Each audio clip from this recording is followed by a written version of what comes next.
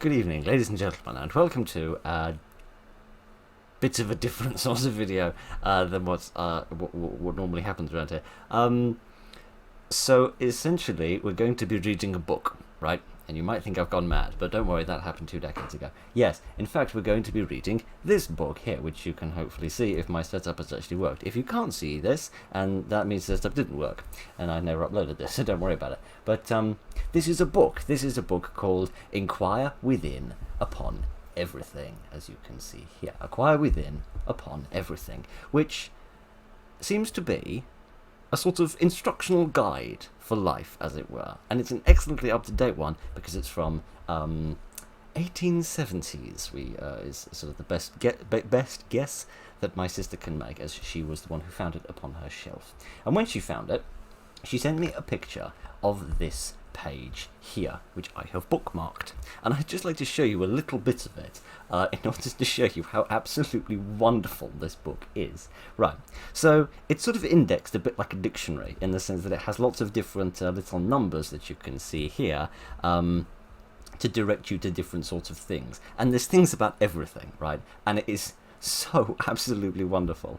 For example, this is the bit that gave me and my sister a real kick, right? You have body in flames. Lay the person down on the floor of the room and throw a tablecloth, rug, or other large cloth over him and roll him on the floor.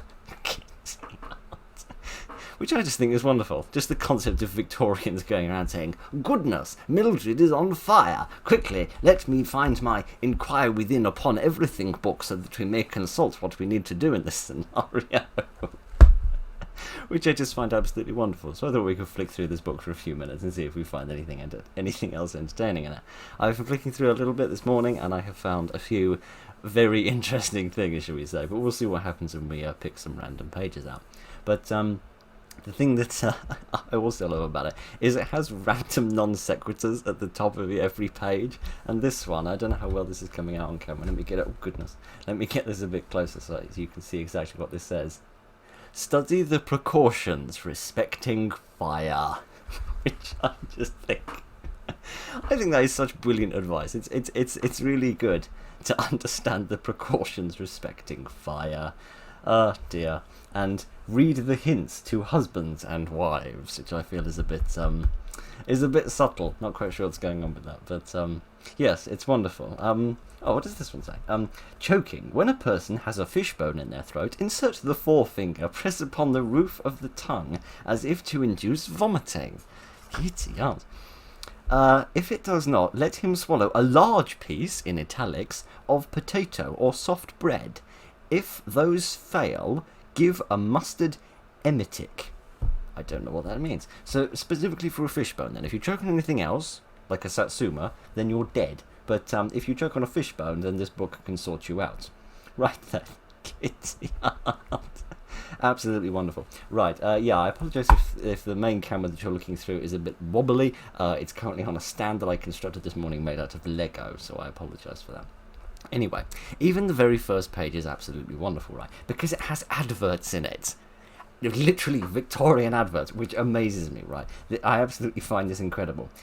Like this one, for example.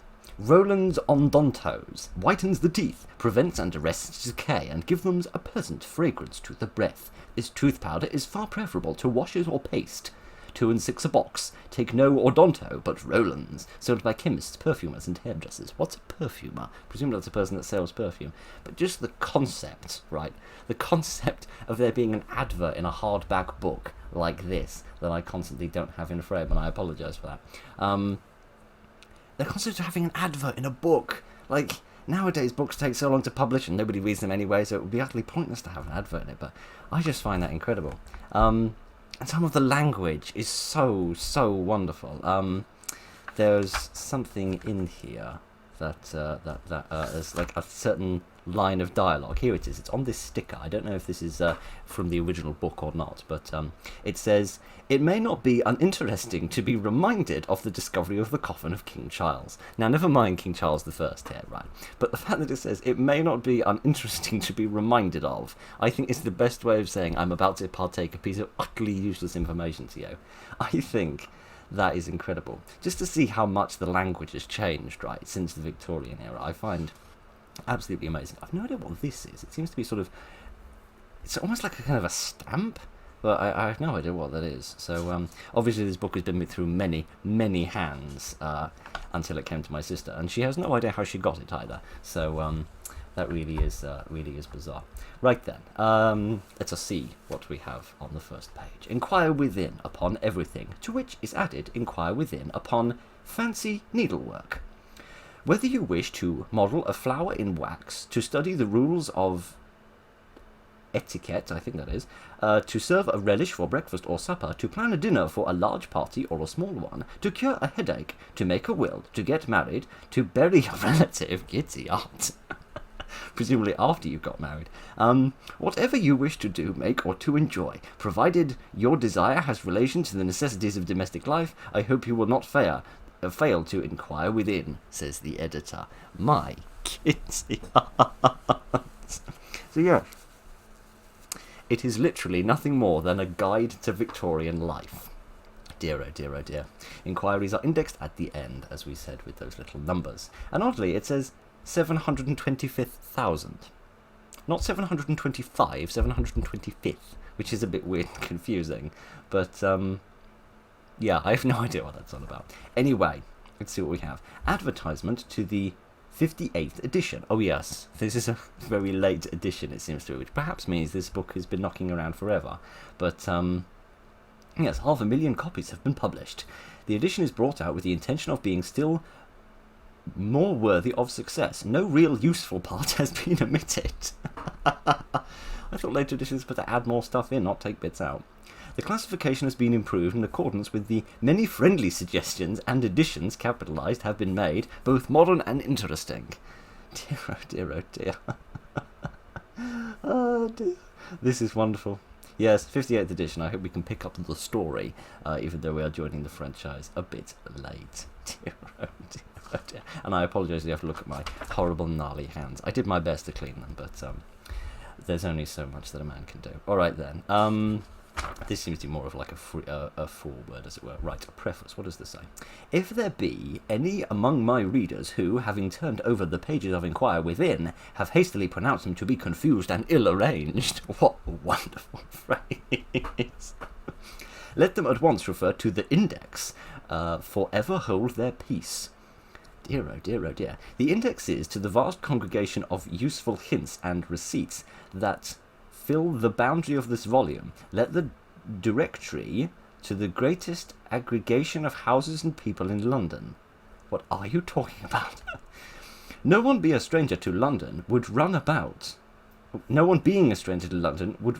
asking for Mr. Smith. What are you talking about? Who is this Mr. Smith, and why are people who are familiar to London not running around looking for him? This is most bizarre. But remembering the Christian name and the profession of the individual wanted would turn to the directory and trace him out. What, is it saying like you need to find a phone book in order to track down Mr. Smith? Is this meant to be an analogy? Like a house, every paragraph in Inquire Within has its number, and the index in the directory will explain what facts, hints, and instructions will inhabit, italic, I forgot the word, that number. For if it not be a misnomer, we are prompted to say that Inquire Within is peopled, not populated, but peopled, with thousands of ladies and gentlemen who have approved of the plan of the work and contributed something to its stores of useful information. There they are, waiting to be questioned and ready to reply. Only a short time ago, the facts and information, now assuming the conventional forms of printing types, were active thoughts in the mind of many persons. Their fingers traced through the thoughts upon pages for the benefit of whosoever might need information. We must not separate the thought from the mind which gave it birth. We must not look upon these writings as we should upon the traces left by the snail upon the green leaf. They like their analogies, don't they? Dear, oh dear, oh dear. Having neither form nor meaning. Dear, oh dear, oh dear. Behind each page, someone, which I thought was one word, but apparently not to the Victorians, lives to answer for the correctness of the information imparted, just as certainly as where, in the window of a dwelling, you see a paper, directing you to inquire within. someone, there is someone to answer you. Goodness, how very exciting. Right then. Sorry. I'm having to do the recording on the of the book through my phone, which only limits me to making videos of 10 minutes. I have to restart it every now and again. But never mind. Right then, we're not actually going to look at the contents. We're just going to sort of open random pages and see what we can find. Domino, the name of a pizzeria restaurant that once served me a baked woodlouse, but that's a story for another day. Description of the game. This game is played by 2 or 4 persons with 28 pieces of oblong ivory. Not anymore. Plain at the back, but on the face is divided by a black line in the middle, and indented with spots. From 1 to a double 6, which pieces are a double blank, ace blank, double ace, deuce blank, deuce ace, double deuce, thrice blank, thrice ace, thrice deuce, and a partridge in a pear tree. Right, never mind. There are many different pieces here. You could have just given us, you know, like, they can have the numbers 1 to 6 on. That might have made things simpler. Sometimes a double set is played with, for which double 12 is the highest. Man alive. Lou? Oh, it's a game. Oh, giddy aunt. I thought they meant a bathroom at first. Oh dear, oh dear, oh dear. And again with these random non sequiturs. Never open the door to a little vice. By all means do it to a large one, like a, debaucheralization, but not to a little one, like eating cheese at night. Lest a great one should enter also. Dear, oh dear, oh dear. These seem to be different games, I think. What are this? Speculation. We're going to get some investment advice. Goodness knows the internet can do with some of that. Is a noisy round game at which several may play using a complete pack of cards bearing the same import as at whist? Whist? Oh, whist is another card game, isn't it? I've heard of a whist drive, which is like another game. With fish or counters, on which such value is fixed as the company many agree. The highest trump in each deal wins the pool, and whatever happens that not one is dealt, then the company pool again. Good for them. Goodness. Victorians had some riveting games to play, didn't they? Life. Names and situations of various joints, presumably not the type that they smoke. Meats. In different parts of the kingdom, the method of cutting up carcasses varies. Does it? You just attacked it with a knife, but that's what I get for thinking. Ah, dear. So yeah, literally seems to be notes on how to like get bits of meat out of things. Scottish mode of division. According to the English method, the carcasses of beef is disposed of more economically than upon the Scottish plan. The English idiots. I don't think the Scots would be happy to hear that. The English plan affords the better steaks and better joints for roasting. Given that this book was printed in London, I think we can guess what nationality this person writing this was. Where were we?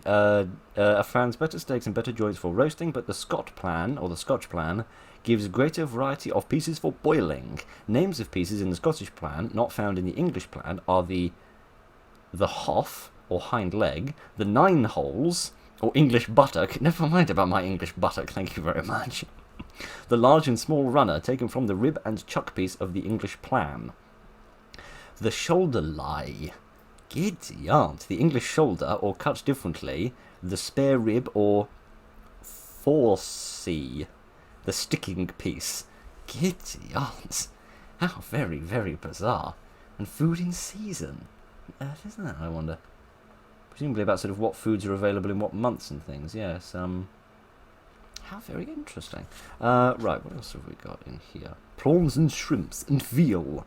Veal should be delivered white. That seems a bit racist. We're going to move swiftly on. Oh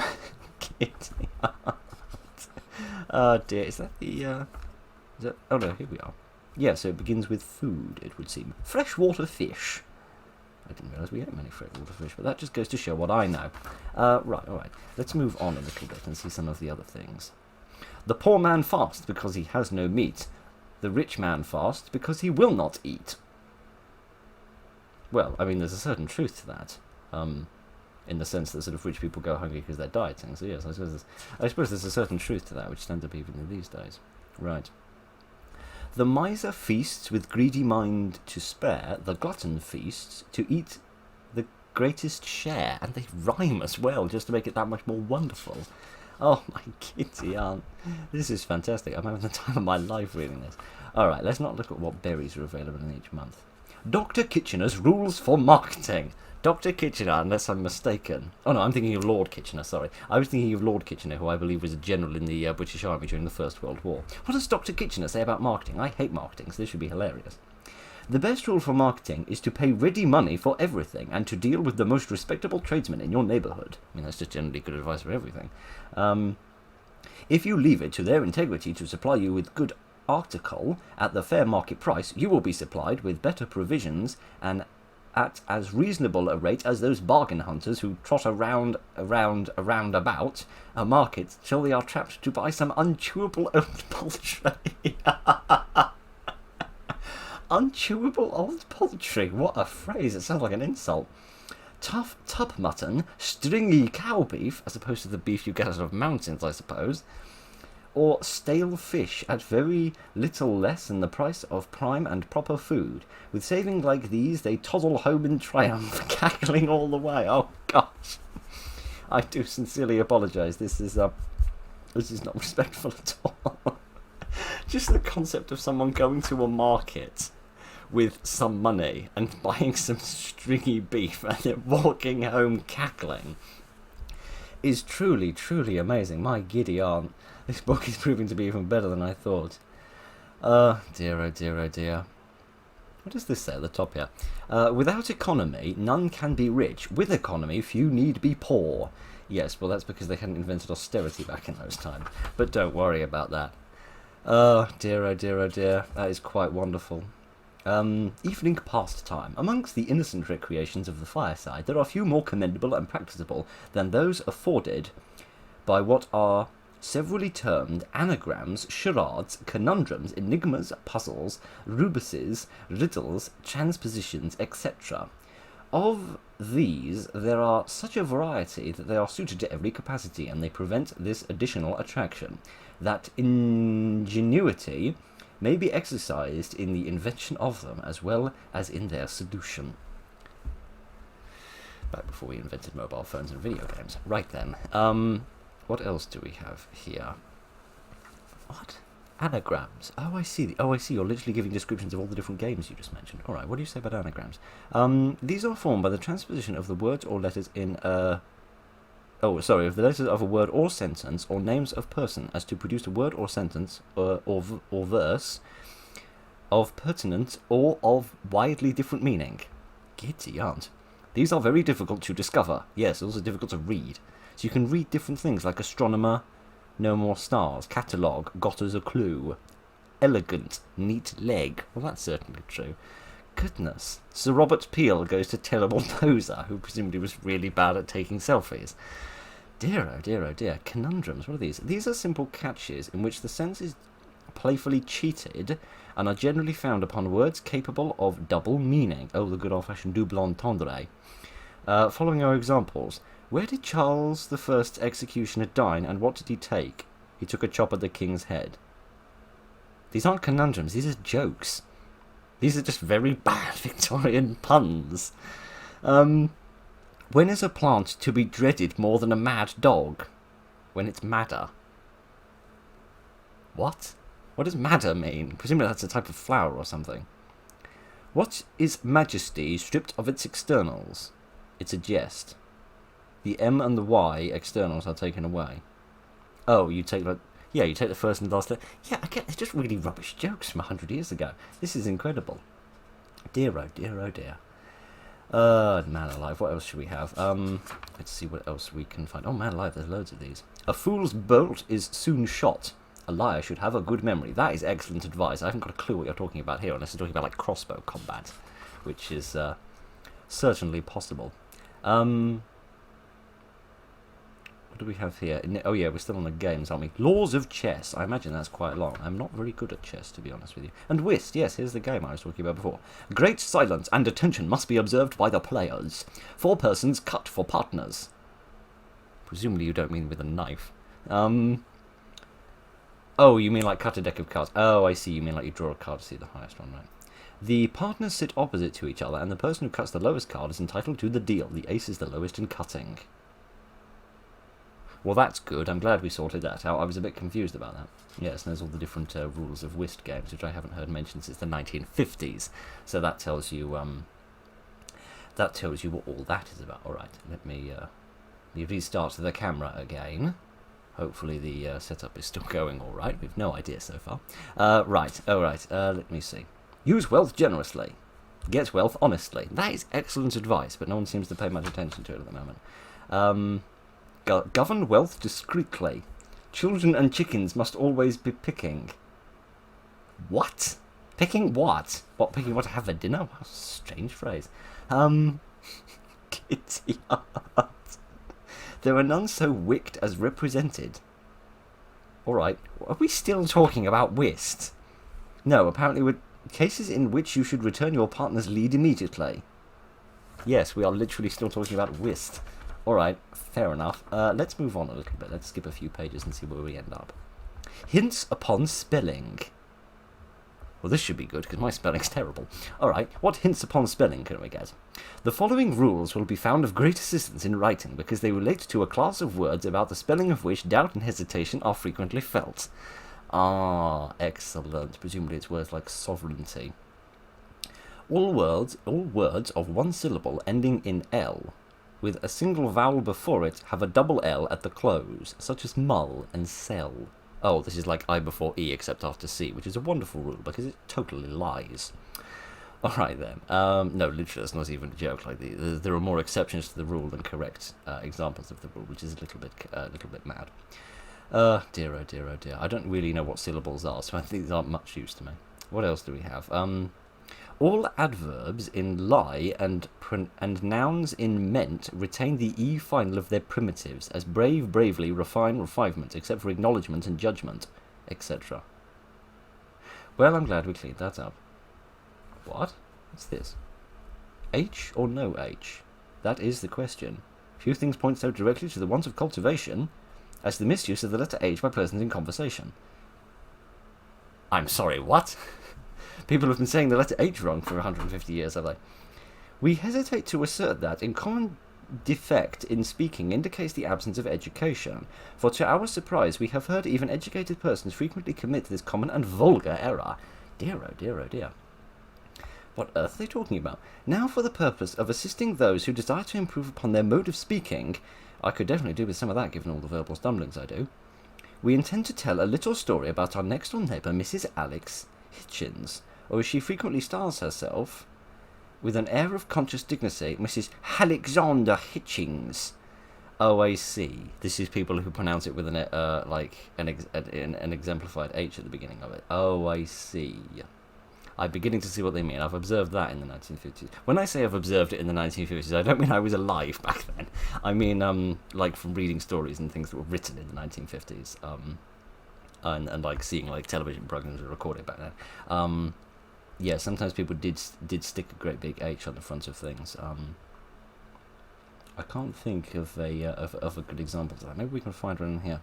Her husband was a post captain of some description, seldom at home, and therefore Mrs. A.H., or as we shall be referred to her, Mrs. H.I., felt it incumbent upon herself to represent her own dignity, and the dignity of her husband also. While this Mrs. Hitchings was a next-door neighbour of ours, an agreeable lady in many respects, middle-aged, good-looking, uncommonly fond of talking, of active and almost fussy habits. Uncommonly fond of talking is my best way of saying people won't shut up. Ah, that's wonderful. Very good-tempered and good-natured, but of most unpleasant habit of misusing the letter H to such a degree that one's sensitive nerves have often been shocked when she uses it. Oh, dear. The writing is so beautiful. Oh, dear. To such a degree that our sensitive nerves have often been shocked when her in society. Oh, dear, oh, dear, oh, dear. We must beg the reader, if Mrs. H. should be an acquaintance of his, not to breathe a word of us having written this account of her. Given you've sold 500,000 copies of this book, I think it's a bit late. I think she's probably found out by now. Oh dear, oh dear, oh dear. Or there would be no limit to her indignation. Yes, that was it. I was thinking they stuck it on the beginning of words beginning with A, but no, it's beginning with I, usually, isn't it? Like indignation.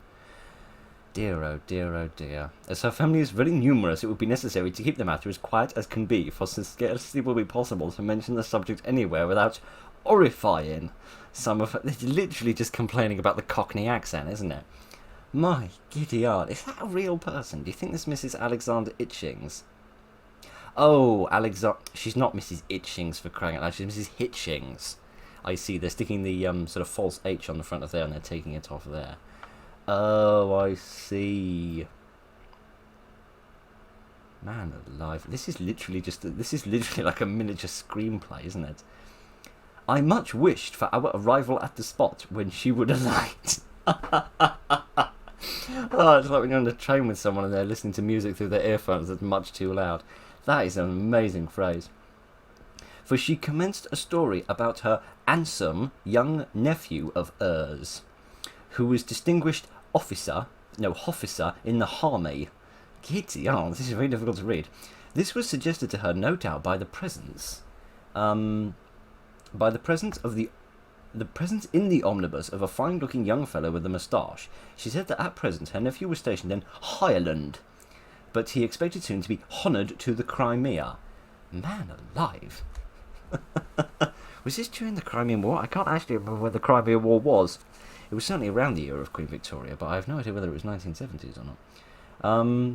The gentleman with the moustache seemed much amused, smiling and asked her whether her nephew was all ambitious. I saw that he, the gentleman with the moustache, was jesting, and I would have given anything to be released from the unpleasant predicament I was in.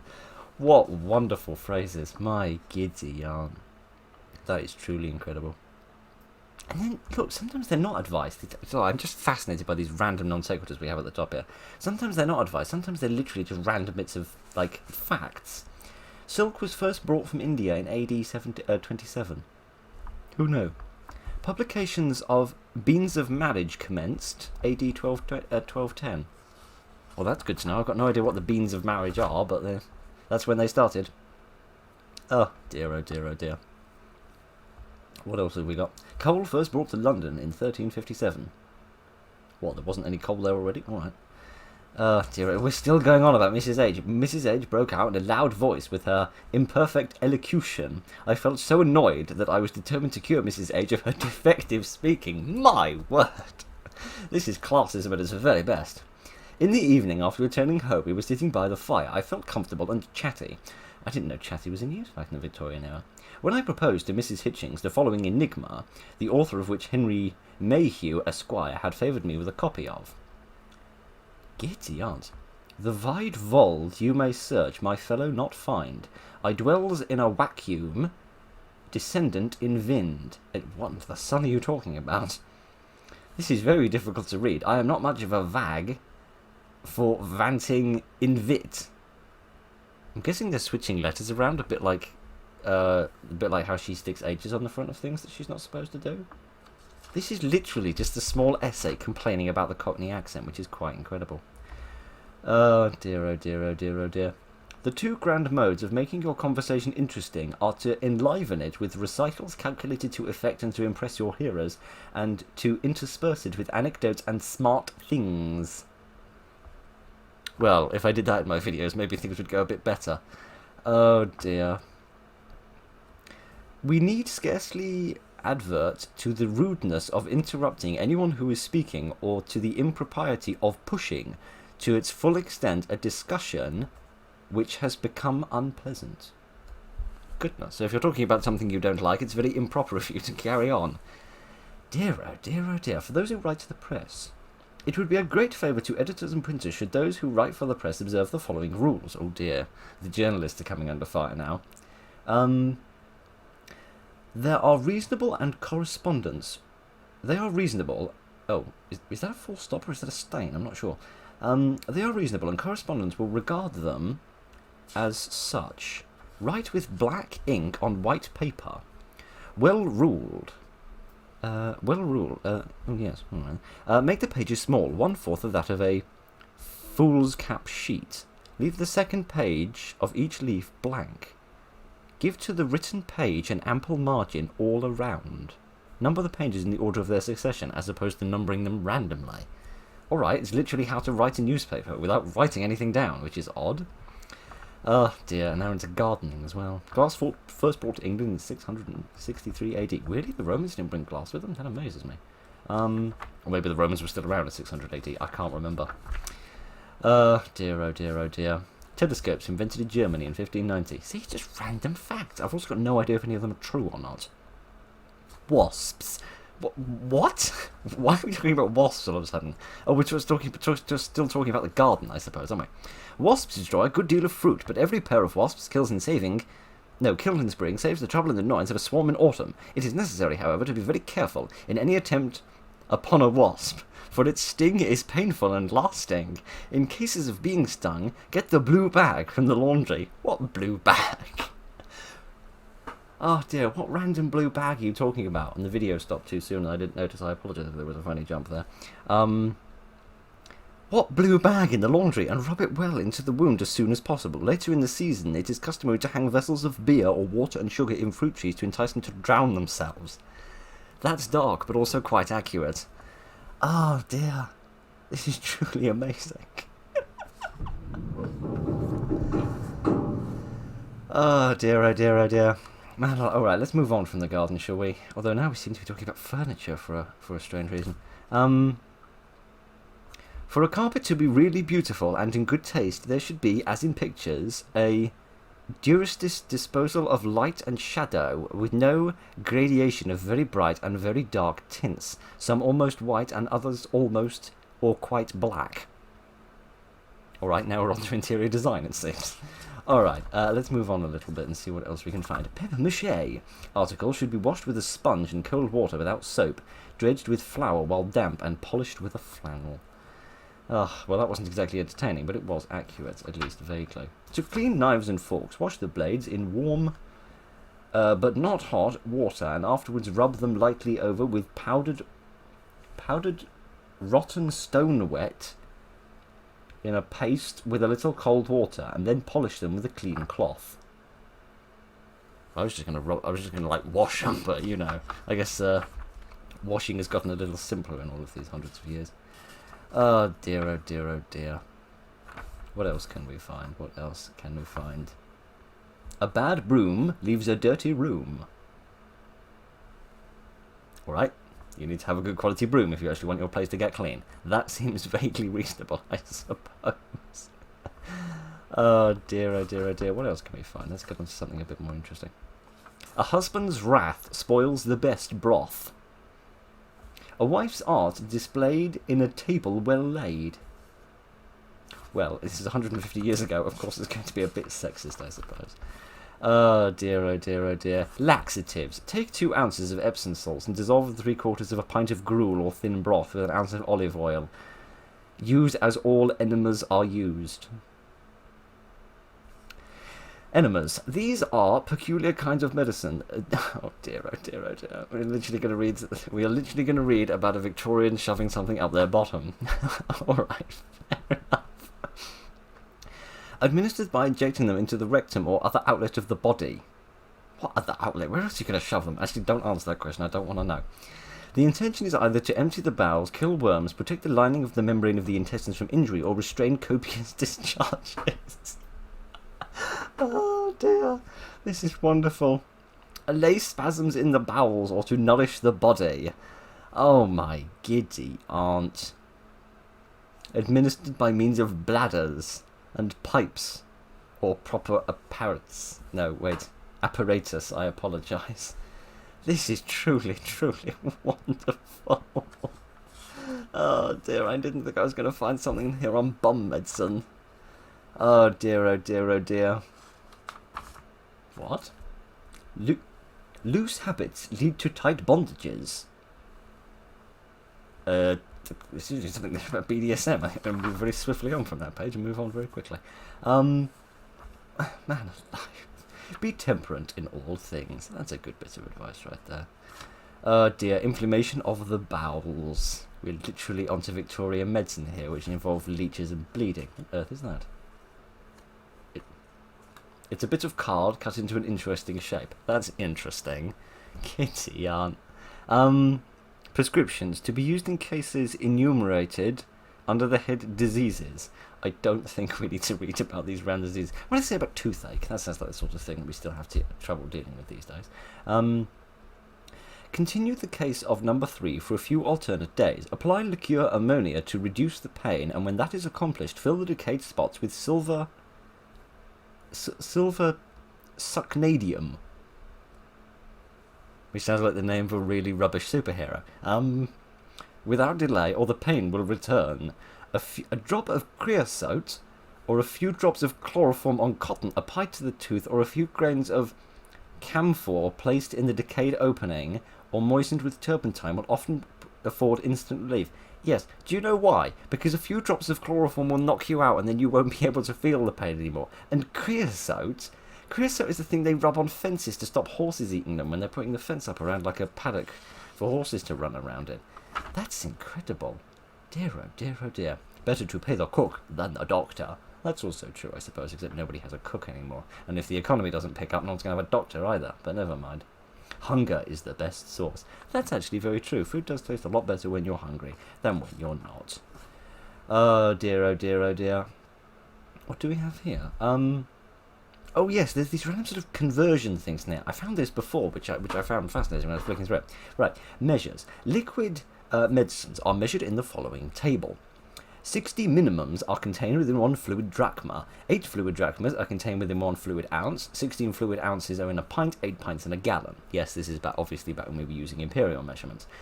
It is weird though, because I never knew there was a measurement smaller than an ounce, but apparently it's a drachma, which is odd, which I thought was the pre-Euro Greek currency, but never mind. And a minimus, which seems to be an even smaller one, which presumably is like a drop or two. Dear, oh dear, oh dear. Oh, and then we have like a tumbler is 10 ounces. A teacup is, I have no idea, 3 I think. It's a bit fuzzy over all of the years. Dear, oh dear, oh dear. I mean these could be sort of vaguely useful in sort of tablespoons and dessert spoons and teaspoons, but they're going into drachma, and I don't really know how to convert out of drachma. Oh wait, yes I do. So 2 tablespoons would be 8 drachma, which is the same as an ounce. There we are. 2 tablespoons is an ounce. You've learned something today. Oh dear, oh dear, oh dear. What? What? Precautions to be observed in giving medicine. Sex. Medicines for... that type. Oh, I do apologise. I thought we were talking about something else. Medicines for females should not be so strong as those for males. Therefore, it is advisable to reduce the dosage by 1/3. Assuming you're holding the level of injury constant. Drugs and their properties and doses. What drugs do you mention? I'm quite curious about this, actually. Dear. Mind you, back in the Victorian era, quite a lot of those things were still legal and so forth, so... Dear, oh dear, it's quite long, isn't it, the section on drugs? I noticed that. It's really very long indeed. Dear, oh dear, oh dear. Compound spirits of sulfuric ether. Very useful stimulant, narcotic, and anti-spasmodic. Used internally in cases of great exhaustion attended with irritability. Man alive. So when you get home from work and you're very tired, all you need is a compound spirit of sulfuric ether. Great, hang on a minute, that literally said opium, isn't it? Opium is a stimulant, narcotic, and anodyne. Used externally, it acts almost as well as when taken into the stomach without affecting the head or causing nausea. Applied to irritant ulcers in the form of tincture. That's not what anyone takes opium for.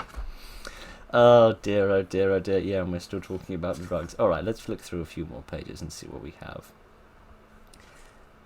What on earth are these? Purgative and cathartic in large tonics and smaller doses. Are we still talking about drugs? I think we are literally still talking about drugs. Alright, can we flick past the drugs, please, and move on to something else? Oh dear, oh dear, oh dear. Lints may be made in a hurry by nailing the corners of a piece of old linen to a board and scraping its surface with a knife. Oh, you do literally mean the kind of lint you find in the tumble dryer. I was going to joke and say it's a different type of lint that you find in the tumble dryer, but no, you literally do mean the cast off from a piece of random fabric. I do apologise. Scrape lint is the finest filaments from ordinary lint, and is used to stimulate ulcers and absorb discharges. It is what the French call Sharpie, apparently, though presumably they don't mean the permanent markers. Oh dear, oh dear, oh dear. Well, we've learned what the French call the thing they drag out of their tumble dryer, if nothing else. Ah, something I might understand a bit more. The cravat is folded as unusual with cravats. Oh no, as usual with cravats. Use as a bandage for the head, arms, legs, feet, and neck. No, just tie it around your neck when you go to Aristocrat races, I think is the answer to that question. Minor operations, yes. If you need a doctor, don't worry about actually going to the doctor. Just inquire within upon everything instead. Oh dear, oh dear, oh dear. All right, what can we find out about minor operations? He says, restarting the camera again. I apologise. Bleeding is sometimes necessary at once in certain accidents, such as concussion, and therefore it is well known how to do this. But presumably we're still going to tell you how to do it anyway. Well, I mean, making people bleed isn't difficult. You just hit them very hard or stab them. First of all, bind up the arm above the elbow with a piece of bondage or a handkerchief pretty firmly. Not very firmly, just pretty firmly. Then place your fingers over one of the veins at the bend of the arm and feel if there is any pulsations. If there is, try another vein. If it does not pulsate or beat, choose that one. Oh, goodness sake. And leeches. Literally freaking leeches. Oh my dear, oh dear, oh dear. That is wonderful. Such strange medicine they had by then. How did they think those things were useful? Terms used to express properties in medicine. Oh, those might actually be vaguely sort of useful. Anything in there I actually recognise? Aromatics are cordial, spicy, and agreeable flavoured medicines, such as these things. Oh, that's the sort of thing they write on the back of shampoo, but not much more that I know. Oh dear, oh dear. Mischief makers. What on earth is this? Presumably it's talking about small cats. Oh, could there be in this world be found some little spot of happy ground, where village pleasures might go round, without the village tattling. How doubtly blessed, presumably. A very odd spelling of the word blessed, but never mind. That place would be, where all them might dwell in liberty, free from the bitter misery of gossip's endless prattling, and mine as well, but never mind. If such spot were really known, Dame Peace might claim it as her own, and in it she might fix her throne, for ever and for ever. There, like a queen, she must reign and live, while every one would soon forgive the little slight they might receive, and be offended never. Well, there's another piece of information the internet could well make use of. 'Tis mischief makers that remove, far from our hearts, the warmth of love, and lead us all to disapprove what gives another pleasure. Now, oh, it goes on! Giddy up. We're not going to read the rest of it, but that is quite wonderful. Just a random little poem they've stuck in there for no good reason. Alright. Oh, this is one of the things I encountered here. Significance of names. So you know when you go on Urban Dictionary and you look up your own name, right, and it then gives you some spouting rubbish that is good for your self-esteem, right? This seems to be the same sort of thing, only a bit more factual. So, for example, we have Aaron, which is apparently a Hebrew name meaning a mountain. Abraham, meaning the father of many. Presumably Abraham was a bit of a naughty person that went around with having one or too many girlfriends, judging by the origin of that name. Oh dear, oh dear, oh dear. Adolphus, there's a name I haven't heard in 1,000 years. Happiness and help.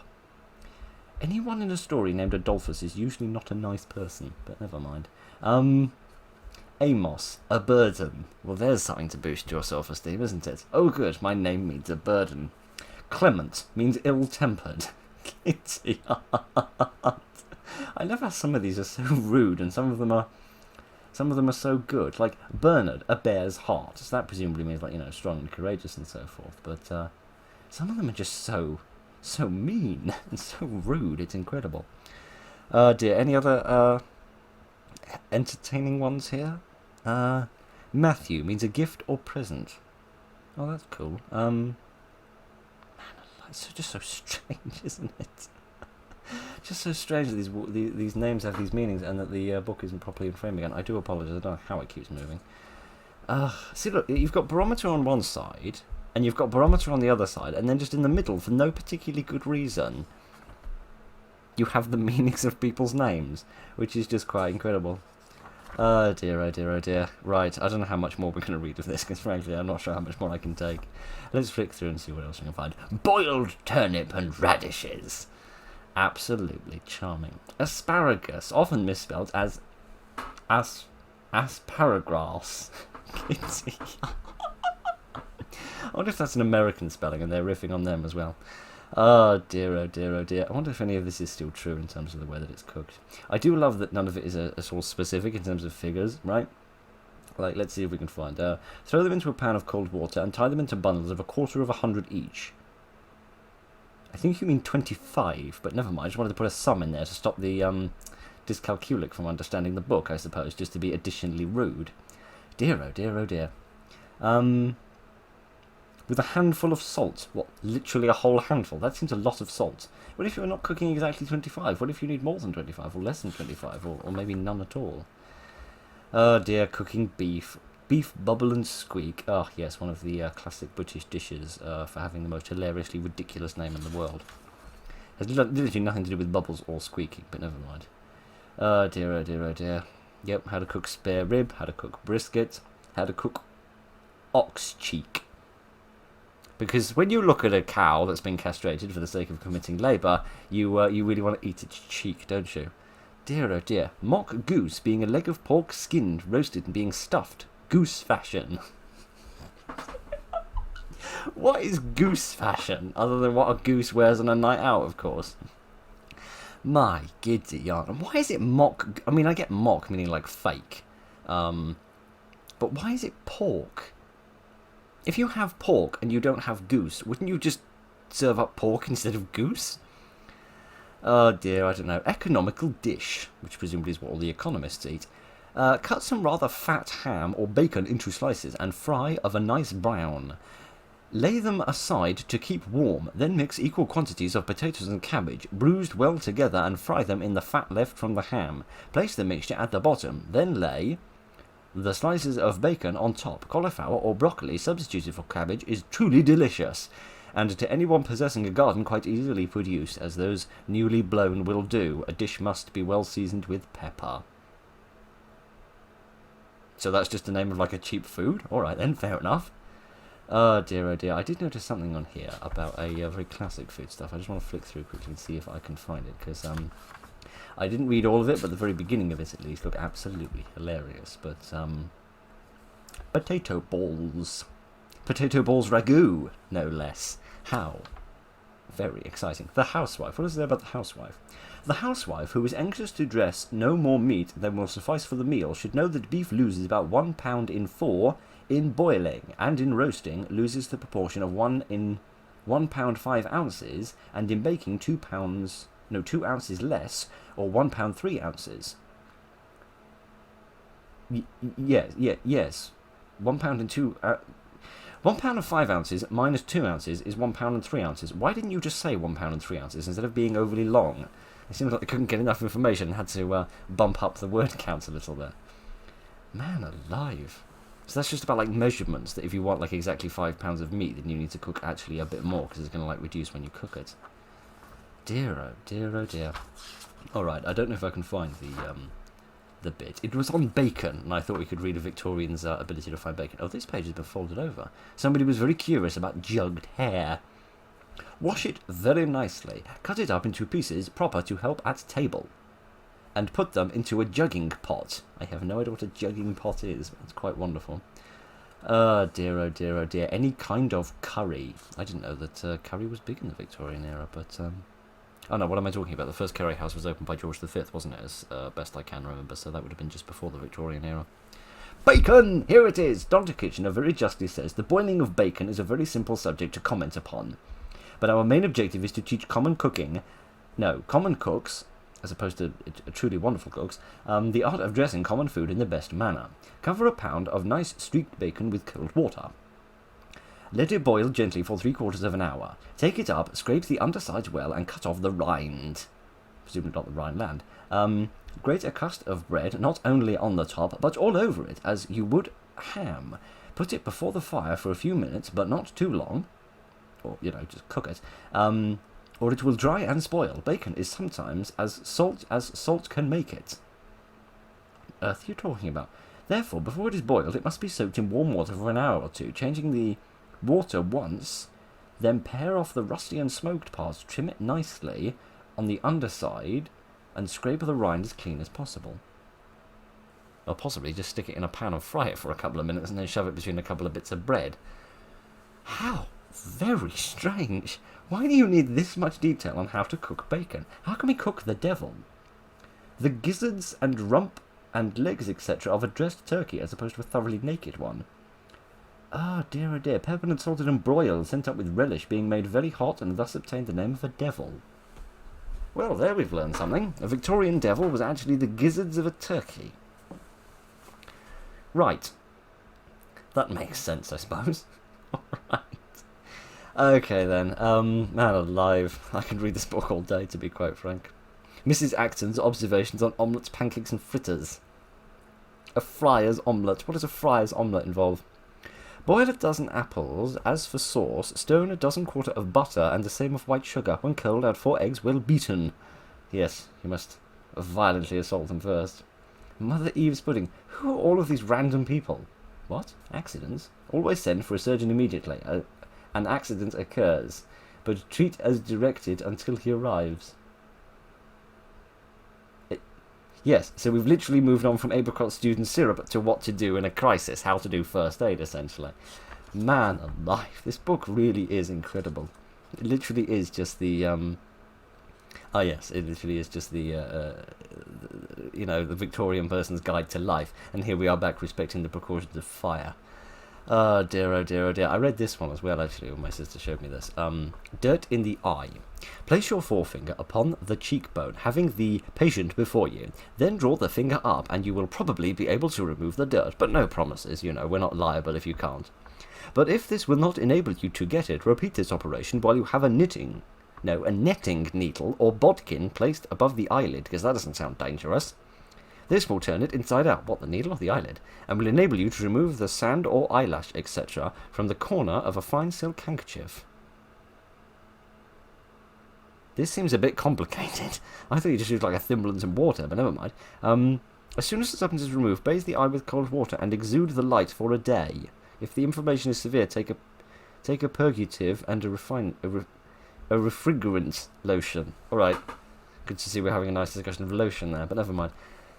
Giddy aunts, you're meant to wear like an eye patch after you get an eyelash in your eye for a day? That's incredible. Dear oh dear, and how to solve a concussion. To be honest with you, I wouldn't trust a Victorian to tell me how to solve a concussion. Oh dear, oh dear, oh dear. There is no balm for every wound. True, sometimes you just have to grin and bear it. Alright, hang on a minute. Oh no, sorry, I thought that said anatomy. It did not. Alright, now we seem to be on to various different metals and things. Prevention of fires! Oh yes, I'm sure this is what all the landlords are yammering on about at the moment. The following simple suggestions are worthy of observation. Add 1 ounce of alum to the last water used to rinse children's dresses. How is this supposed to stop a fire? And they will be rendered uninflammable. Uninflammable. It doesn't inflammable mean you can't set it on fire. So wouldn't uninflammable mean it can be set on fire? Dear oh dear. Or so slightly combustible that they would take fire very slowly, if at all, and would not flame. This is a simple precaution which may be adopted in families of children. Bed curtains and linen in general may be treated in the same way. So it's like how to sort of treat your clothes with a chemical to stop them burning? I mean, that's sort of useful, I suppose, but goodness. Escaping from a fire. Creep or crawl along the room with your face close to the ground. Children should be taught early how to press out a spark when it happens to reach any part of the dress, and also that running into the air will cause it to blaze immediately. Well, I'm glad the Victorian children knew that. Goodness knows what they were meant to know, though. I mean, this is good advice in terms of like being close to the floor, because that's like the area where there'll be like the least smoke and stuff. Man alive. Should the staircase be burning so as to cut off all communication, endeavour to escape by means of a trapdoor in the roof. A ladder leading onto which should always be at hand. Oh my giddy aunt. Avoid... Oh gosh. Avoid hurry and confusion. No person except a fireman, friend or neighbour should be admitted. Oh, giddy aunt, so if you're next door to the fire, you're a friend of the person on fire, or you're specifically a man fighting the fire, you're allowed to go in. Otherwise, you're not allowed. Oh dear, oh dear, oh dear. If a lady's dress takes fire, she should endeavour to roll herself in a rug, carpet, or the first woolen garment she meets with. If her shoes are on fire, she's screwed, but if her dress is on fire, she'll be alright. Dear, oh dear. This is literally just random bits of the house that can get set on fire. Should the bed or window curtains be on fire, lay hold of any woolen garment and beat it on the flames until extinguished. Oh, this is incredible. This is absolutely incredible. Literally just a guide on what to do if various random bits of your house are ablaze. Oh dear. If a fire is violent, wet a blanket and throw it on the pot of which is in flames. If the fire is perfectly cordial, then don't do that. It's rude. And we suddenly seem to have changed the font. Why have we changed font? Dr. Franklin's advice to swimmers. Oh, alright. Written by a different typewriter, it seems. Oh dear, oh dear, oh dear. For those who prefer the aid of belts will find it very easy and safe to make belts upon the plan explained, and by gradually reducing the floating power of the belt from day to day, they will gain confidence and speedily acquire the act of swimming. Oh, I thought you meant belts to put around your trousers. You don't, you mean something else. Kitty aunt. Imitation of tortoise shell, because every good Victorian knows how to do an excellent imitation of a tortoise. Kitty aunt. Oh dear, oh dear, oh dear. That is absolutely incredible. I think by imitation they mean like a model, actually, rather than anything else. Oh gosh, right, let's move on a little bit and see what else we can find. I'm sorry, what? The young lady's toilet. Spelled strangely. Self-knowledge, the enchanted mirror. This curious glass will bring your faults to light and make your virtues shine both strong and bright. Hang on a minute, have we missed a page? No, I don't think so. What is it then? I have no idea. I think it's a mirror, perhaps? Oh yes, the enchanted mirror. How very strange. I have no idea what this is talking about. Prayer mixture, giving sweetness to the voice. At morning or noon, this is a mixture to take. Your tones improved, and richer music will you make. But what is it? That sounds like a useful thing for a vocalist to drink, but I have no idea what it is. Dear, oh dear, oh dear. Oh look, there's one that survived all over the I was going to say the decades, never mind that, the centuries. Oh dear, oh dear, oh dear. One common cause of putrid and malignant fevers is want of cleanliness. Yes, stinky teenagers coming down with fevers all the time. Even washing the feet tends to greatly preserve health. Life.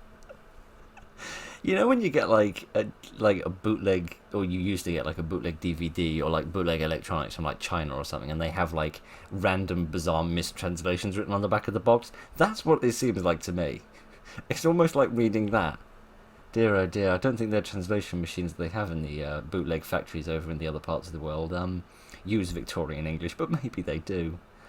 The perspiration and dirt with which these parts are frequently covered cannot fail to obstruct their pores. This piece of cleanliness would often prevent colds and fevers.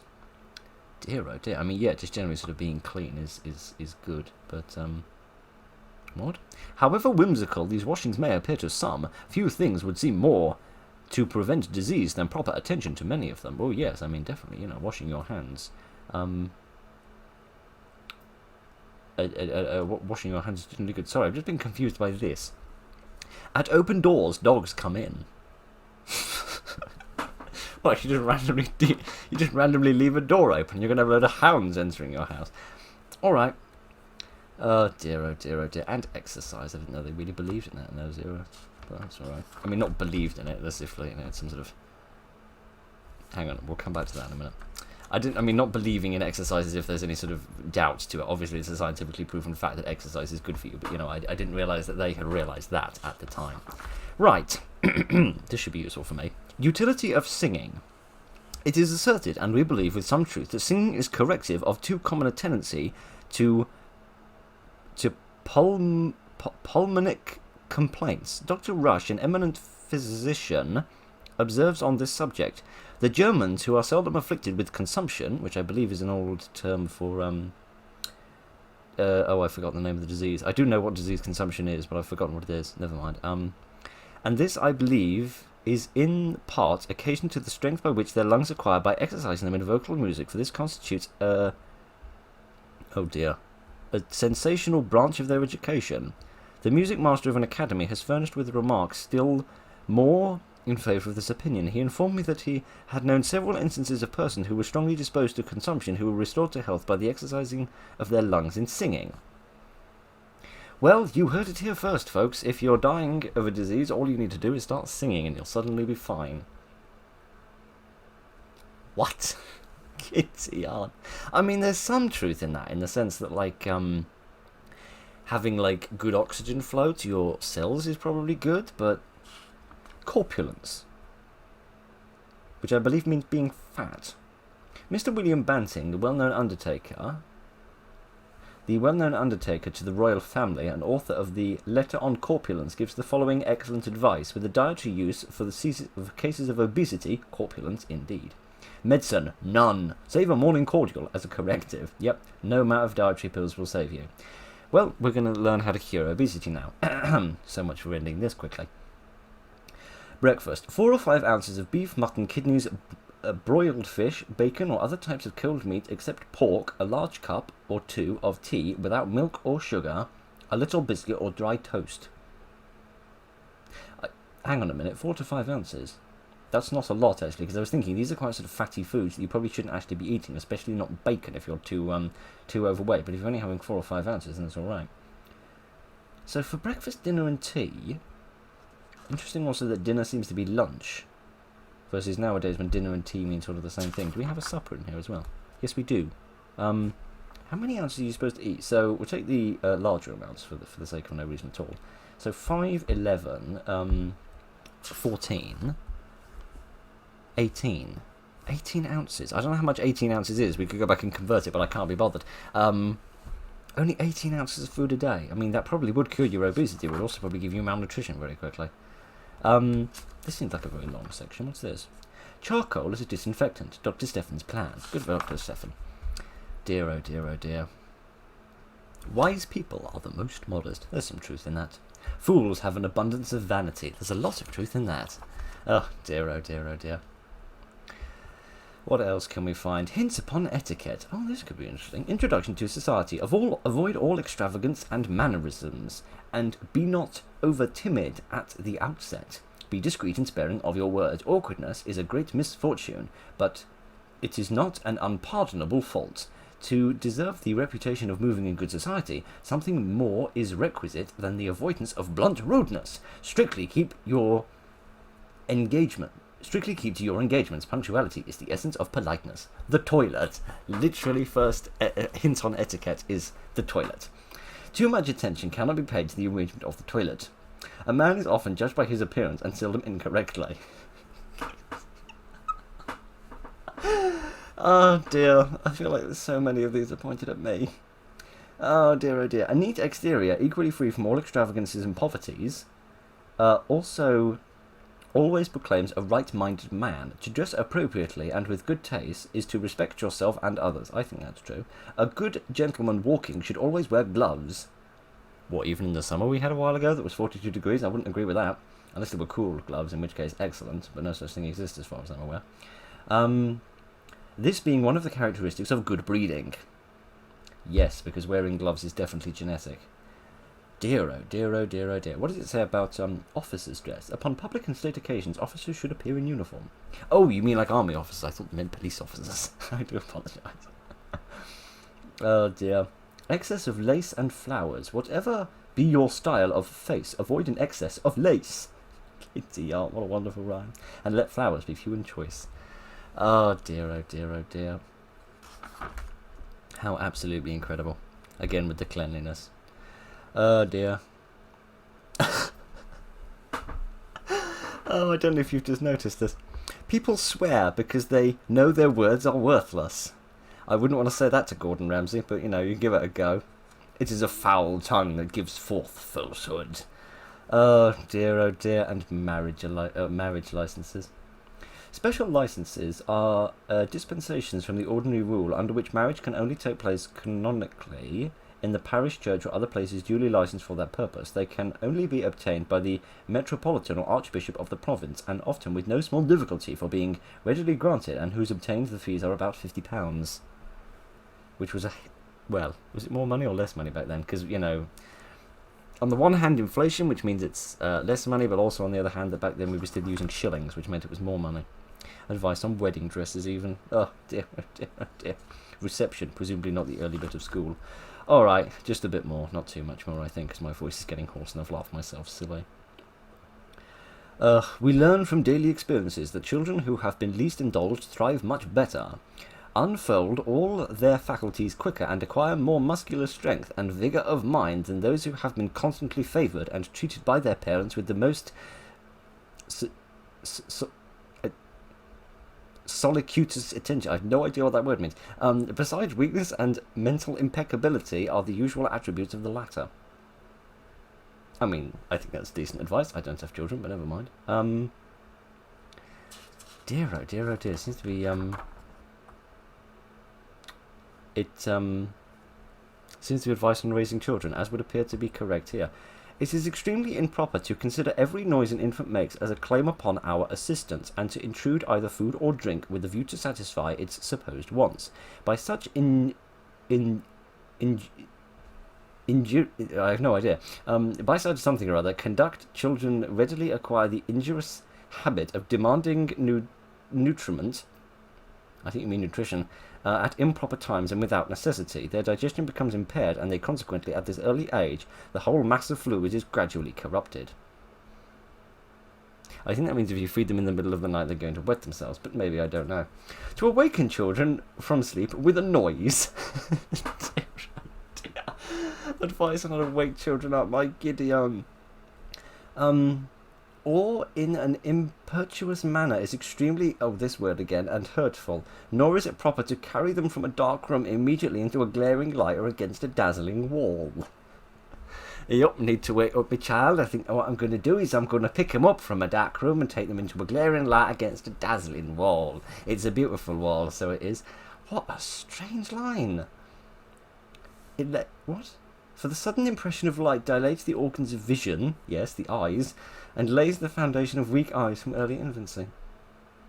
So if you wake them up quickly with a bright light, you're going to send your children blind. That's interesting. Cookery for children. No, thank you.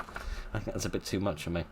My wife's little tea parties. My wife is celebrated for her little tea parties. Not tea parties alone, but dinner parties. Picnic party. Picnic with a hyphen, which is odd. I didn't know you used to spell that way. Music parties, supper parties. In fact, she is life and soul of all parties, which is more than any leading politician of day can boast. I mean, that's still true today. Goodness, what a nice wife. Unfermented cakes and etc. Also, I don't know if you can quite see this here, but they do etc. in a very strange way with a sort of and symbol and a C, versus now when it's done with an E and a T, which is very odd. I don't know why that is. Unless that symbol is meant to represent an E and a T being combined, or it's just something to do with the typewriters, I don't know. Sponge cake and Yule cake. Many different types of cake. Make gingerbread cake. I love cake. Oh dear, oh dear, oh dear. So we got some advice on making biscuits and cakes and stuff. That's good. This bit of the book seems a bit less open than the rest. It seems as if it's had a sort of less light on it, oddly. Oh dear. Directions to taking leaf impressions. Leaf printing? What on earth are you talking about? After warming the leaf between the hands, apply printing ink by means of a small leather ball containing cotton or some soft substance. Victorians' houses must be full of random stuff if they had leaves for printing and leather balls. At the other end of the finger, the leather ball and the finger, when used for that purpose, kidsy yarns, after the ink is applied to it, should be pressed several times the piece of leather. Another one? Or some smooth surface before each application to the leaf, and that the ink may be smoothly and evenly applied. After the undersurface of the leaf has been sufficiently inked, apply it to the paper where you wish the impression to be made, and after covering it with a slip of paper, use the hand or roller to press upon it. Good for them. Right, to preserve fungi, to stuff birds and quadrupeds, etc. Kids aren't literally taxidermy. Dear, oh dear, oh dear. Sore throat. I thought we'd gotten past all of these things. Those subjected to sore throat will find the following preparation simple, cheap, and highly efficacious when used in early stages. Pour a pint of boiling water upon 25 or 30 leaves of common sage. Let the infusion stand for half an hour. Add vinegar sufficient to make it modestly acidic, and honey according to the taste. This combination of the astringent and the eminent principles seldom fail to produce the desired effect. I have no idea what you're talking about. Dear, oh dear, oh dear. But yeah, more medicine. Pills for gout and rheumatism. Man alive. I mean, we still have rheumatism, but the concept of having gout in this day and age is absolutely incredible. And jaundice. Man alive. And squinting? Squinting frequently arises from the unequal strength of the eyes, the weaker eye being turned away from the object. To avoid fatigue of exertion, cases of squinting of long standing have often been cured by covering the stronger eye and thereby compelling the weaker one to exert. Alright. Apparently your eyes can be different strengths. That's a bit weird. Let me start the camera going again for the last time, hopefully. Oh dear, oh dear, oh dear. This is truly amazing. Bread, beer, vegetables, fruit, milk, matches, parcel. This seems to be a shopping list. Don't run into debt. Again, good advice. Dear, oh dear, oh dear. Is this hints about money matters? Oh yes, it is literally basic economic advice. Have a supply of change in hand. Shillings, sixpence, and halfpence. A halfpence? Presumably it was in the 50s. Oh, well, not quite the 50s, but presumably it was in the early half of the 20th century when that got reduced down to a halfpenny. Dear, oh dear, oh dear. Hang on a second, what did that say? This will, I presume that means alleviate, it accepts a different word, the various inconveniences of keeping people at the door, sending out at unreasonable times, and running or calling after any inmate in the house, supposedly to be better provided with the needful. What on earth are you talking about, man alive? It's so weird, the concept of needing change in this day and age, after, like, cards have come in and changed all of that. Oh dear, oh dear, oh dear. Don't run into debt. Never mind, never mind. If your clothes are faded and torn, seam them up, make them do. It is better by far than to have the heart weary and worn. Who'll love you the more for the shape of your hat? Goodness knows. It seems to be a story about not getting into debt. I mean, that's good advice. Debt isn't a good thing. But, you know. And then we're back into talking about beef again. This book doesn't seem very well categorised. I feel like all the medicine should be in one area and all the rest of it should be in another area. Oh dear, there's a genuine Victorian stain for you. How's that for your life? Oh dear, oh dear. And then some advice on cleaning stuff. Anything else of excitement? Oh goodness, what have we found? Is this advice on crochet? Inquire within upon fancy needlework. Instructions in crochet. Yes, it literally is. It literally is teaching you how to crochet things. Well, that's good and exciting and all. Oh dear, oh dear, oh dear. So where's this famous index of it? Hang on a second. Toilet cushion. Well, if that doesn't just sum up the Victorian era, I don't know what does. Dear, oh dear, oh dear. So there's an index that's done with alphabetically, and then it gives you the number that you're looking for. Goodness, that's absolutely incredible. Bankruptcy. What does it say about bankruptcy? No debtor can petition to make himself a bankrupt. Excellent. I have no idea what it's talking about. Dear, oh dear, oh dear.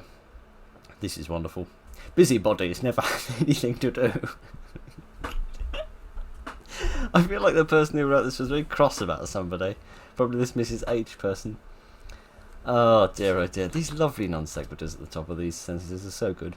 Study not to beautify the face, but the mind. Oh, that's very true, I think. The sweetest rose grows upon the sharpest thorns. Yes, that seems possible. Anything else of entertainment? Honesty is strong staff to lean upon. Yes, I suppose that's true. Oh dear, oh dear, oh dear. This has been a wonderful, wonderful time, but a very strange one. If you covet your praise, you don't deserve it. There's some truth in that, I suppose. Oh dear, oh dear. Opinion is private property which the law cannot seize. There's a little message about free speech in there, I think. Oh dear, oh dear, oh dear. A sooty chimney costs many a beef steak. Yes, because you have to pay chimney sweeps and beef steaks, as every good Victorian gentleman knows. This is very, very strange. Oh dear. Your stomach and your conscience. I have no idea what you're talking about. Keep on good terms with your wife. That is the most accurate thing this has ever said. Oh dear, oh dear, oh dear. This truly is a wonderful book. I've had the time of my life going through this. Oh, and there's more adverts in the back. Oh gosh, oh man alive, I read this book. This has got some of the most wonderful writing in the world. This will be like the last thing we do, I promise. Man alive, this is incredible. Right. Mrs. J, anxious to remove the impression, which they find has gained undue circulation, that none but the richest materials in costumes, mantles, and millineries are sold at their establishment, deem it a duty to themselves and the public to assure all families who have not yet dealt with J's Mourning Warehouse that good wearing materials are cut from the piece and at more than equivalent price. I just find the phrase, anxious to remove the impression that they find has gained undue circulation, which basically means tell people, and then deem it as a duty to themselves and the public to ensure all families who have not yet dealt, which basically means everyone. Oh dear, these adverts are truly incredible, they really are. And here, possibly, is some writing, possibly from 1892, which is exciting. Oh dear, oh dear, oh dear. I have no idea. Isn't that wonderful? Isn't that wonderful? You may inquire within upon everything. And also, I didn't show you this before, but as you can see, the whatever you call this, the spine is quite badly damaged, but there is something odd written on it that I can't quite make out. You might notice here the word plaintiff, so it seems to be something legal, which is exciting. Yes, I really have no idea what it's on about, because normally you wouldn't be able to see it, because it would be like behind this bit, but yeah, with it all falling apart, it's sort of been exposed, which is weird. I wonder if it's like reuse of paper from something else, so a bit of Victorian recycling there perhaps. I don't know, but I had the time of my life reading that. I have no idea whether this will actually work in terms of the setup, so I don't know whether this video will ever go out, but if you're hearing these words, that presumably means that it did. That was possibly one of the weirdest videos I've ever done, but I had a rare old time reading that. Well, it's just seeing how different the language was back then, and seeing sort of the things that have become totally obsolete, like needing change, and the things that have become or have remained so true, like staying on good terms with your wife and busybodies have nothing to do, and how randomly rude it seems to be to various different people. I really don't know, but it's a truly wonderful book. I look forward to reading the rest of it in complete detail. But yes, I hope you enjoyed that. Hopefully I'm not going to get into some kind of copyright issue for revealing too large a percentage of this book, but this is a scary image, I might mention. And this is a lie, I might add. Yes, but I mean, the book's probably 150 years old, so if anyone does still maintain the copyright, I'm happy to go to court with them, because just to meet the person that owns the copyright to this book would be quite amazing. Oh dear, oh dear, oh dear. I don't know what these little stickers are that have been enclosed, because they clearly have been put on later. They're almost like a cutting from an old newspaper or something, perhaps. And oddly, they all seem to be like royal families, but, you know, Henry VIII and Lady Jane Seymour. How very random. I don't know what this is either. I think that might be from maybe like a library stamp that they've put on there. But I don't know. I just think this is wonderful. I've had the time of my life reading that. I hope you've got some sort of joy out of that as well, or possibly just a better insight into exactly how mad I am.